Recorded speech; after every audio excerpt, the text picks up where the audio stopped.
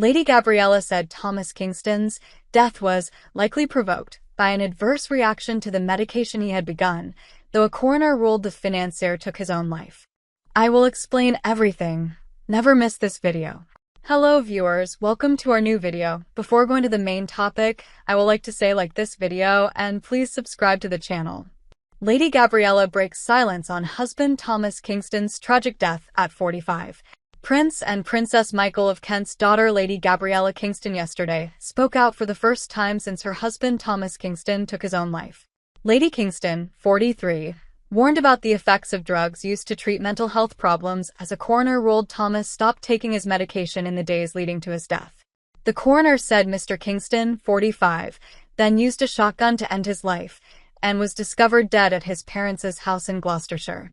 The financier, who married Lady Kingston on May 18, 2019, at St. George's Chapel, Windsor Castle, died of a head injury on February 25, and the inquest on Tuesday in Gloucester was told he had struggled with stress and with sleeping in the weeks before his passing.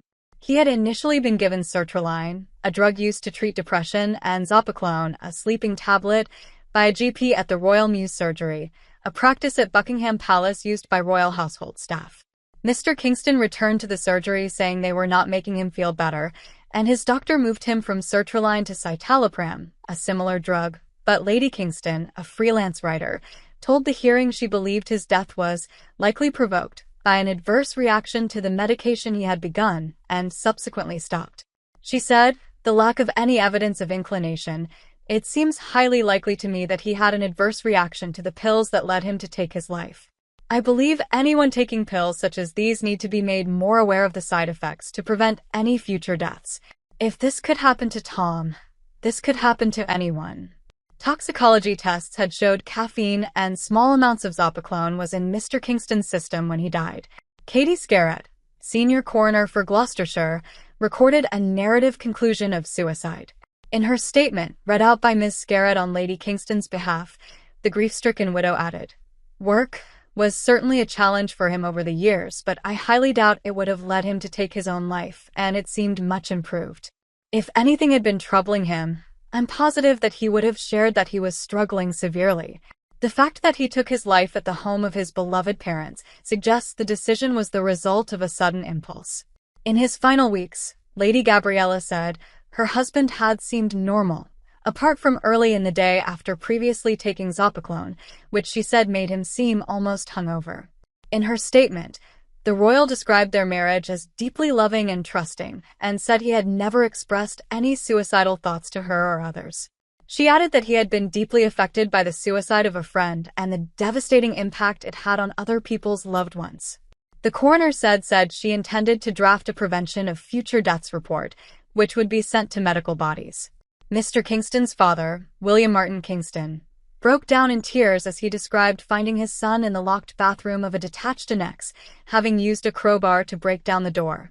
He told the court his son had always had a strong, resilient character, having previously suffered from a pain condition which left him needing help to get up the stairs.